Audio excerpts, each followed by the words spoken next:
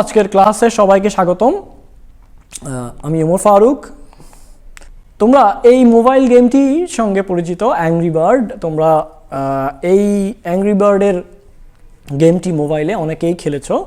তো এখানে অ্যাংরি বার্ডকে একটা কাঠামো থেকে নিক্ষেপ করা হচ্ছে, সে আরেকটি কাঠামো ধ্বংস করে দিচ্ছে। আবার আমি তোমাদেরকে আরেকটা চিত্র দেখাই। একজন বাস্কেটবল প্লেয়ার একটি বলকে বাস্কেটে নিক্ষেপ করছে। তো এখানে শিক্ষার্থীরা আমি কি বোঝানোর চেষ্টা করছি? আজকের আলোচনার বিষয় হচ্ছে তোমাদের গতিবিদ্যা অধ্যায়ের প্রক্ষিপ্ত বস্তুর গতি। শিক্ষার্থীরা তোমরা এই পাঠ শেষে প্রক্ষিপ্ত বস্তু বা প্রাস কি তা বলতে পারবে, বিচরণ কাল নির্ণয় করতে পারবে এবং অনুভূমিক পাল্লা নির্ণয় করতে পারবে। একটা টেনিস বলকে যদি আমরা ভূমির সাথে একটা নির্দিষ্ট কোণ করে নিক্ষেপ করি তাহলে কি ঘটনা ঘটবে? এটি সামনে যাবে এবং উপরের দিকে উঠবে, একটা নির্দিষ্ট উচ্চতায় গিয়ে আবার গ্র্যাভিটির কারণে পড়ে যাবে। তো এই ধরনের একটা সিনারিও ক্রিয়েট হবে। এখন খেয়াল করো, এই টেনিস বলটির এই ধরনের গতির কারণ কি? এখানে আমরা একটু আগে আলোচনা করেছি যে এই টেনিস বলটাকে যখন আমরা ভূমির সাথে একটা নির্দিষ্ট কোণে নিক্ষেপ করছি, তো এই টেনিস বলটি একটি নির্দিষ্ট কোণে একটি নির্দিষ্ট বেগে গতিশীল রয়েছে এবং ভেক্টর রাশির বিভাজন অনুযায়ী আমরা জানি যে এই বেগটা দুটি ভাগে বিভক্ত হচ্ছে এবং এই বেগটির একটি উপাংশ ভি কস থিটা বলটিকে সামনে নিয়ে যাচ্ছে আর ভি সাইন থিটা বলটিকে ওপরের দিকে নিয়ে যাচ্ছে। এটি একটি দ্বিমাত্রিক গতি এবং এই টেনিস বলের গতি এই বোর্ডের তলে অবস্থিত, দ্বিমাত্রিক কাঠামোতে অবস্থিত। এখন তাহলে আমরা কি বলতে পারি? অভিকর্ষের প্রভাবে শূন্য স্থানে ভূমির সাথে তির্যকভাবে উপরের দিকে নিক্ষিপ্ত বস্তুকে প্রক্ষিপ্ত বস্তু বলে। তবে আমি আবার বলছি, অভিকর্ষের প্রভাবে শূন্য স্থানে ভূমির সাথে তির্যকভাবে উপরের দিকে নিক্ষিপ্ত বস্তুকে প্রক্ষিপ্ত বস্তু বা প্রজেক্টাইল বলে। প্রক্ষিপ্ত বস্তু আর পড়ন্ত বস্তুর মধ্যে কি কোনো পার্থক্য আছে? অবশ্যই পার্থক্য আছে। তো এখানে আমরা কোনো বস্তুকে যদি অভিকর্ষের প্রভাবে মুক্তভাবে যদি পড়তে দিই অথবা খাড়াভাবে যদি নিক্ষেপ করি উপরের দিকে, তো তাকে আমরা বলবো পড়ন্ত বস্তু। মনে রাখবা শিক্ষার্থীরা, যদি একটি অবজেক্ট 90 ডিগ্রি কোণে পতিত হয় মুক্তভাবে, কোনো ধরনের বাধা ছাড়া, অথবা অবজেক্টটিকে যদি আমি কি করি ভূমির সাথে খাড়া উপরের দিকে 90 ডিগ্রি কোণে নিক্ষেপ করি, তখন ওই অবজেক্টটাকে আমরা বলবো পড়ন্ত বস্তু। আবার যদি অনুভূমিকের সাথে 90 ডিগ্রি ছাড়া অন্য যে কোনো কোণে নিক্ষেপ করলে তাকে আমরা বলবো প্রজেক্টাইল। ঠিক আছে? তো এটা আমরা মাথায় রাখবো যে যদি 90 ডিগ্রি কোণ ভিন্ন, 90 ডিগ্রি কোণ ছাড়া যে কোনো কোণে, অন্য যে কোনো কোণে যদি আমরা নিক্ষেপ করি তাকে আমরা প্রজেক্টাইল বলবো, কিন্তু যদি 90 ডিগ্রি কোণে নিক্ষেপ করি তাকে আমরা বলবো পড়ন্ত বস্তু। এবার আমরা দেখতে পাচ্ছি একটা প্রজেক্টাইল। এই প্রজেক্টাইলগুলোর হাইট খুব বেশি হয় না, সেক্ষেত্রে এই প্রজেক্টাইলগুলোর উপর গ্র্যাভিটি ক্রিয়াশীল থাকে এবং সর্বাধিক উচ্চতা পৃথিবীর ব্যাসার্ধের তুলনায় অত্যন্ত নগণ্য হয়। প্রাসের গতি আলোচনায় বায়ুর বাধা উপেক্ষণীয়, এটা আমরা মনে রাখব। প্রক্ষেপণ বিন্দু, যে বিন্দু থেকে প্রাস প্রক্ষিপ্ত হয় সেই বিন্দুকে প্রক্ষেপণ বিন্দু বলে। তো শিক্ষার্থীরা তোমরাই বলো কোন বিন্দুটি প্রক্ষেপণ বিন্দু? অবশ্যই এই বিন্দুটি হচ্ছে প্রক্ষেপণ বিন্দু। প্রক্ষেপণ পথ, যে বক্রপথে প্রাসের গতি হয় সেই প্রক্ষেপণ পথ, যে বক্রপথে প্রাসের গতি হয় তাকেই প্রাসের প্রক্ষেপণ পথ বলে। অর্থাৎ আমরা একটা টেনিস বলকে ছুড়ে মারলাম, ও যেই পথে ভ্রমণ করলো এই পথটাই হচ্ছে প্রক্ষেপণ পথ। প্রক্ষেপণ বেগ, যে প্রারম্ভিক বেগে, যে বেগে আমি প্রজেক্টাইলকে নিক্ষেপ করছি সেই বেগটাকে আমি বলবো প্রক্ষেপণ বেগ। আমরা যদি একটা প্রজেক্টাইলকে v0 বেগে নিক্ষেপ করি এবং ভূমির সাথে θ0 কোণে নিক্ষেপ করি, তাহলে এই v0 বেগটাই হচ্ছে আমার প্রারম্ভিক বেগ বা প্রক্ষেপণ বেগ। এর দুটি উপাংশ থাকবে, একটি হচ্ছে v0 cos θ0, যেহেতু আমরা থিটাকে θ0 ধরেছি তো এখানে cos θ0 লিখছি, এবং আরেকটি উপাংশ থাকবে সেটি হচ্ছে v0 sin θ0। এখানে এই v0 cos θ0 প্রজেক্টাইলকে সবসময় সামনের দিকে নিয়ে যাবে, এটার উপর গ্র্যাভিটি কাজ করে না, কারণ গ্র্যাভিটি কার উপর কাজ করে? গ্র্যাভিটি কাজ করবে v0 sin θ0 এর উপর। v0 sin θ0 নির্ধারণ করবে দুটি জিনিস। v0 sin θ0 নির্ধারণ করবে যে এই বস্তুটি কতক্ষণ আকাশে থাকবে, ইটস ভেরি ইম্পর্ট্যান্ট। এবং v0 sin θ0 এর বিরুদ্ধে গ্র্যাভিটি ক্রিয়াশীল হয়, v0 sin θ0 সর্বোচ্চ উচ্চতায় শূন্য হয়ে যায়। এই দুটো জিনিস আমরা মাথায় রাখবো। আমি আবার বলছি, V naught sine theta naught গ্র্যাভিটির অ্যাগেনস্টে থাকে, গ্র্যাভিটির বিরুদ্ধে থাকে, এই জন্য V naught sine theta naught প্রজেক্টাইলের সর্বোচ্চ উচ্চতায় গেলে শূন্য হয়ে যাবে, এবং V naught sine theta naught নির্ধারণ করবে যে একটি প্রজেক্টাইল কতক্ষণ বিচরণ করবে, কতক্ষণ আকাশে ভ্রমণ করবে। আর অপরদিকে V naught cos theta naught প্রজেক্টাইলের ভি নট কস, অপরদিকে ভি নট কস থিটা নটের উপর গ্র্যাভিটির কোনো এফেক্ট থাকবে না, ও স্বাধীনভাবে বা সমবেগে প্রজেক্টাইলটিকে সমবেগে এই V naught cos theta naught, অপরপক্ষে V naught cos theta naught একটি প্রজেক্টাইলকে সামনের দিকে সমবেগে গতিশীল করবে, কারণ ও গ্র্যাভিটির বাধা থেকে, ও গ্র্যাভিটি থেকে মুক্ত। প্রজেক্টাইলের V naught cos theta naught gravity থেকে মুক্ত, এই V naught cos theta naught হচ্ছে প্রজেক্টাইলের সমবেগ। এটি প্রাসের প্রত্যেকটা পয়েন্টে সেম থাকবে, একদম সেম থাকবে প্রত্যেকটা পয়েন্টে। অর্থাৎ সর্বোচ্চ উচ্চতায় গেলে v naught sine theta not হবে, এই বেগটা একটি সমকোণী ত্রিভুজ সৃষ্টি করেছে, তোমরা দেখতে পাচ্ছ। একটি হচ্ছে V naught cos theta not, আরেকটি হচ্ছে V naught sine theta not. তো সেক্ষেত্রে আমরা পিথাগোরাসের সূত্র ব্যবহার করেও কিন্তু তার মোট বেগ বা এই আদি বেগটা আমরা নির্ণয় করতে পারবো। সেটাকে আমরা কি লিখতে পারবো? আমরা লিখতে পারবো হচ্ছে V naught square equal to V X naught square plus V Y naught square. Finally আমরা V naught equal to root over X V X naught square plus V Y naught square দ্বারাও লিখতে পারবো। প্রক্ষেপণ কোণ, অনুভূমিক তলের সঙ্গে যে কোণে প্রাস বা প্রজেক্টাইল নিক্ষিপ্ত হয় তাকে আমরা প্রক্ষেপণ কোণ বলবো। এখানে এই টেনিস বলটিকে আমরা থিটা নট কোণে নিক্ষেপ করছি, তাহলে এখানে আমরা জানি এটা হচ্ছে ভি ওয়াই নট আর এটা হচ্ছে ভি এক্স নট। তো বেগের ত্রিভুজের সমকোণী ত্রিভুজ ব্যবহার করে আমরা tan theta not equal two কি লিখতে পারবো? লম্ব ভাগ ভূমি। তো আমাদের লম্ব হচ্ছে ভি ওয়াই নট আর ভূমি হচ্ছে ভি এক্স নট। তাহলে আমরা যদি যথাক্রমে মানগুলো বসিয়ে দিব, ভি ওয়াই নটের মান হচ্ছে V naught sine theta naught আর ভি এক্স নটের মান হচ্ছে V naught cos theta naught. এখান থেকে আমরা ট্যান ইনভার্স নিয়ে থিটা নট বের করে নিতে পারবো। এখানে একটি ত্রিমাত্রিক কাঠামো দেখতে পাচ্ছি, এক্স ওয়াই তল, এক্স জেড তল এবং ওয়াই জেড তল। আমি যদি একটা প্রজেক্টাইলকে নিক্ষেপ করি, তার গতিকে আমি দেখব যে এক্স ওয়াই তলে সে ভ্রমণ করছে, কিন্তু তাকে যদি ওপর থেকে তাকাই, তখন আমার কি মনে হবে? তখন আমার মনে হবে একটি সরল রেখা, এবং একটা প্রজেক্টাইলকে সামনের দিকে কে নিয়ে যায়? কোন ব্যক্তি? V naught cos theta not. এটা আমরা সবাই জানি। প্রজেক্টাইলটাকে যদি একটি টেনিস বল একটা নির্দিষ্ট দূরত্ব এক্স অক্ষ বরাবর ভ্রমণের পর ওয়াই উচ্চতায় আসলো টি সময় পর, তো এক্স দূরত্ব, এই প্রজেক্টাইলটিকে এক্স দূরত্ব নিয়ে যাবে কে? কোন ব্যক্তি এক্স দূরত্ব নিয়ে যাবে? সেই বেগের নাম হচ্ছে, এই প্রজেক্টাইলটিকে এক্স দূরত্ব বরাবর কে গতিশীল করবে? সেই বেগটির নাম হচ্ছে V naught cos theta not.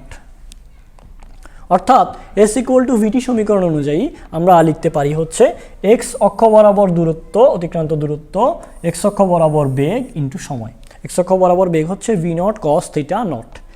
এখন এখান থেকে আমরা ওই সময়ে আমরা নির্ণয় করতে পারি কত সময় পর সে এক্স দূরত্ব অতিক্রম করবে, সেটা আমরা নির্ণয় করতে পারি যদি আমাদের বেগ এবং কোণের মান জানা থাকে। এবার টি সময় পর অতিক্রান্ত উল্লম্ব দূরত্ব, যদি আমরা একটা টেনিস বলকে নিক্ষেপ করি, সে টি সময় পর ভূমি থেকে ওয়াই উচ্চতায় অবস্থান করবে এবং এক্স দূরত্ব অতিক্রমের পর সে ওয়াই উচ্চতায় পৌঁছাবে। এক্ষেত্রে আমরা জানি S equal to u t minus half g t square সমীকরণ থেকে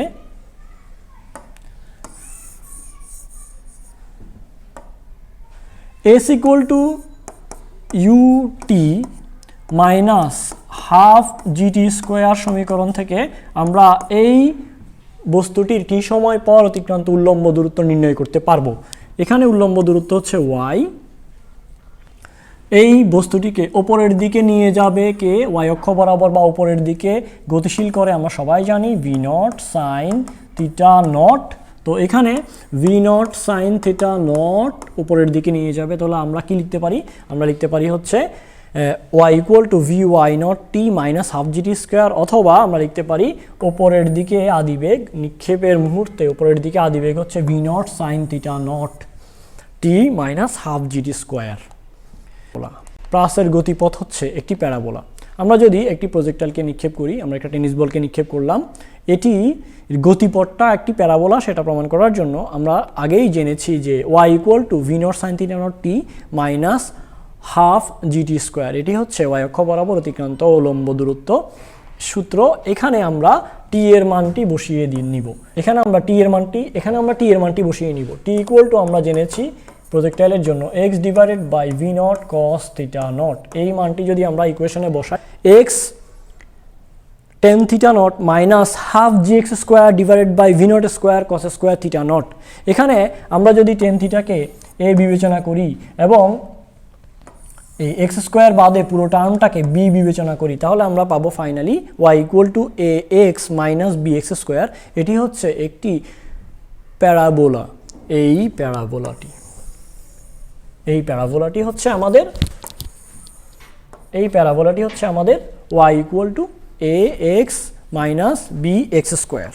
উড্ডয়নকাল প্রক্ষেপণ বিন্দু থেকে প্রক্ষেপণ বিন্দুগামী অনুভূমিক তলের উপর, অর্থাৎ যেখান থেকে নিক্ষেপ করেছি ওই একই তলে এসে পড়তে যে সময় নিবে তাকে আমরা বলবো প্রাসটির উড্ডয়নকাল। সে কতক্ষণ আকাশে বিচরণ করেছিল এটাকে উড্ডয়নকাল বা বিচরণকাল বলা হয়।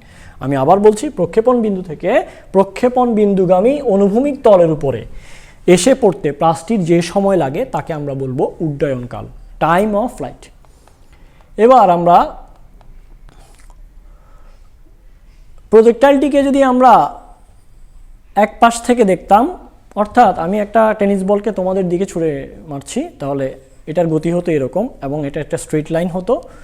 তো আমরা শুধু এক পাশ থেকে তাকালে, উপর থেকে না তাকিয়ে সাইড ভিউ হলে আমরা প্রজেক্টাইলটাকে দেখতে পেতাম এরকম সরলরেখা। উপরে ওঠার গতি যদি আমি ব্যাখ্যা করতে চাই, তাহলে আমাদেরকে পড়ন্ত বস্তুর সাহায্য নিতে হবে। আমরা একটা পড়ন্ত বস্তুকে খাড়া উপরের দিকে নিক্ষেপ করলাম, তো খাড়া উপরের দিকে নিক্ষেপ করলাম, সে একটা নির্দিষ্ট উচ্চতায় গিয়ে তার বেগ শূন্য হয়ে যায়। আমরা জানি ইউ বেগে তাকে নিক্ষেপ করলাম এবং সর্বোচ্চ উচ্চতায় গেলে তার বেগ শূন্য হয়ে যায়। তাহলে আমরা জানি V equal to U minus g t. এখানে আমরা সর্বোচ্চ উচ্চতায় বেগ শূন্য, ইউ মাইনাস জিটি, তাহলে আমরা লিখতে পারি জিটি ইকুয়াল টু ইউ, তাহলে আমরা লিখতে পারি হচ্ছে টি ইকুয়াল টু ইউ বাই জি। পড়ন্ত বস্তুর জন্য সর্বোচ্চ উচ্চতায় উঠতে যে সময় লাগে, নামতে একই সময় লাগে, অর্থাৎ টোটাল টাইম হবে সে কতক্ষণ আকাশে ছিল, তার টাইম অফ ফ্লাইট হবে t plus t equal to 2t, যেটাকে আমরা ক্যাপিটাল টি দিয়ে লিখতে পারি। আর টি এর ভ্যালু যদি আমরা বসিয়ে দিই 2u বাই জি। এই ক্ষেত্রে প্রজেক্টাইলের জন্য উপরের দিকে নিয়ে যায় V naught sine theta not, অর্থাৎ প্রজেক্টাইলের জন্য আদিবেগ ইউ নয়, প্রজেক্টাইলের জন্য আদিবেগ হচ্ছে V naught sine theta not. সেক্ষেত্রে আমরা এই ইকুয়েশনটাকে প্রজেক্টাইলের জন্য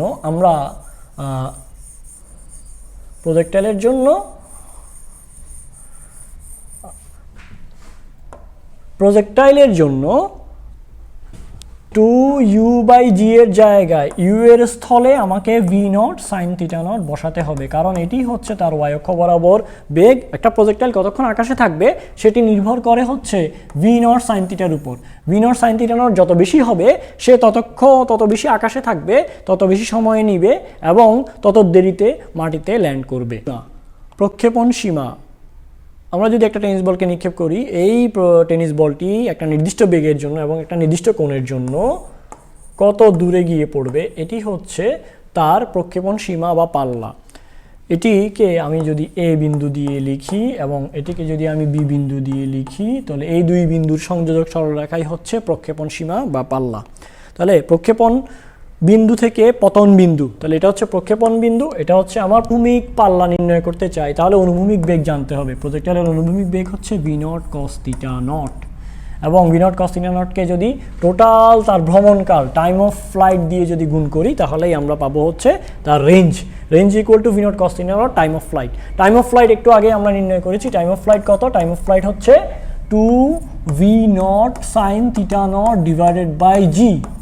তো এখানে আমরা টাইম অফ ফ্লাইট বসিয়ে দিলাম। তো এক্ষেত্রে এখানে 2 sine theta naught cos theta নটকে সাইন 2 থিটা নট লেখা যায়। এটা কিভাবে লিখলাম আমরা জানি sine a cos b plus cos a sine b equal to sine a plus b. এখানে এ এর মান যদি থিটা নট বসাই এবং বি এর মান যদি থিটা নট বসাই, তাহলে এখানে sign theta naught cos theta naught cos theta not sine theta naught যদি আমরা বসাই তাহলে আমরা দেখতে পাবো যে কি হয়ে যাচ্ছে এখানে 2 sine theta cos theta not. আচ্ছা, এখানে আমরা যদি যোগ করে দিই, এবার যদি আমরা সমীকরণকে যদি আমি যোগ করে দিই তাহলে আমি পাবো sign theta naught cos theta not দুটি, কারণ এখানে একটি আর এখানে একটি, যদি দুটি যোগ করে দিই তাহলে আমি পাবো 2, তাহলে আমি পাবো সাইন 2 থিটা নট। তাহলে আমরা প্রজেক্টাইলের রেঞ্জকে লিখতে পারি হচ্ছে ভি নট স্কোয়ার সাইন নিক্ষেপ করি, সে একটা ম্যাক্সিমাম একটা হাইটে রিচ করবে, তারপরে আবার গ্রাউন্ডে ফিরে আসবে। তো সেক্ষেত্রে আমরা কিভাবে এটা নির্ণয় করতে পারি, আমরা জানি v square equal to u square minus 2g maximum height. প্রজেক্টাইলের জন্য ওপরের দিকে নিয়ে যাওয়ার বেগ হচ্ছে V naught sine theta naught. তাহলে ভি নট সাইন থিটা নটকে আমরা যদি বসিয়ে দিই v naught square sine square theta naught minus 2g maximum হাইটে গেলে v naught sine theta naught শূন্য হয়ে যায়, এই জায়গায় v naught sine theta naught শূন্য হয়ে যায়, এবং তাহলে সেক্ষেত্রে আমরা পাবো 2g maximum height equal to V naught square sine square theta not 0 হয়ে যায়। এখান থেকে আমরা ফাইনালি লিখতে পারবো হচ্ছে h equal to V naught square sine square theta naught divide by 2g। শিক্ষার্থীরা তোমরা লক্ষ্য করো প্লাস তিনটির কে আগে মাটিতে পড়বে। একটি প্রজেক্টাইলকে নিক্ষেপ করা হয়েছে 30 ডিগ্রি অ্যাঙ্গেলে, একটি 45 ডিগ্রি অ্যাঙ্গেলে, একটি 60 ডিগ্রি অ্যাঙ্গেলে। সবাই লক্ষ্য করো যে এই চিত্রে কি সমান রয়েছে তিনটি প্রজেক্টাইলের। তিনটি প্রজেক্টাইলেরই v naught sine theta naught same. V naught sine theta naught যদি সেম থাকে তিনটি প্রজেক্টাইলই একই সময় পরে মাটিতে নেমে আসবে। আমরা অনুশীলনে চলে যাই।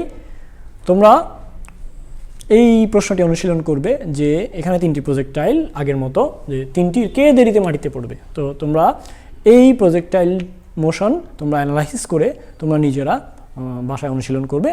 তো সবাইকে আচ্ছা, মানুষ তার ভবিষ্যতের পরিবর্তন করতে পারে না, কিন্তু তার অভ্যাস পরিবর্তন করতে পারে, আর অভ্যাসই মানুষের ভবিষ্যৎ পরিবর্তন করে দেয়। APJ আব্দুল কালাম। সবাইকে অসংখ্য ধন্যবাদ। আসসালামু আলাইকুম।